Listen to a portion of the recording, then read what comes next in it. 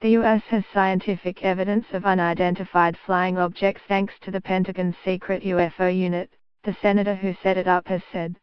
Harry Reid, a retired former Democratic senator, succeeded in launching the Advanced Aviation Threat Identification Program, AATIP, in 2007 after requesting initial funding for the project. The unit, which the Department of Defense, DoD, insists was terminated in 2012, produced documents that described sightings of aircraft that traveled at extremely high speeds with no visible signs of propulsion. If this movement took place in anything we now have available to us, it would kill everybody, Mr. Reid told Las Vegas news channel Class Channel 8, in reference to reported encounters with UFOs.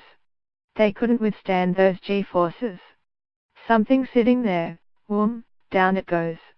Previously classified footage released by the DoD showed U.S. fighter jet pilots as they tracked an unidentified aerial object gliding above the Pacific Ocean in 2004.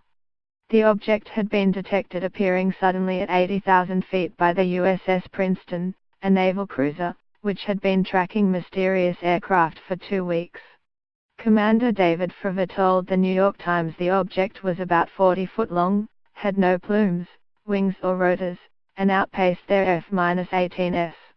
It was big enough to churn the sea 50 foot below it, he said. I have no idea what I saw.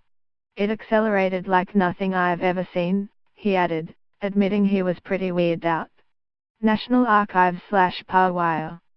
National Archives/PowerWire. The National Archives/PowerWire. National Archives/PowerWire. The National Archives/PowerWire. The National Archives/PowerWire. National Archives/PowerWire. Pa pa pa pa pa pa. Pa pa pa. Mr. Reid said countries including China, Russia and Japan were already taking UFOs seriously, and that it was important the US did the same.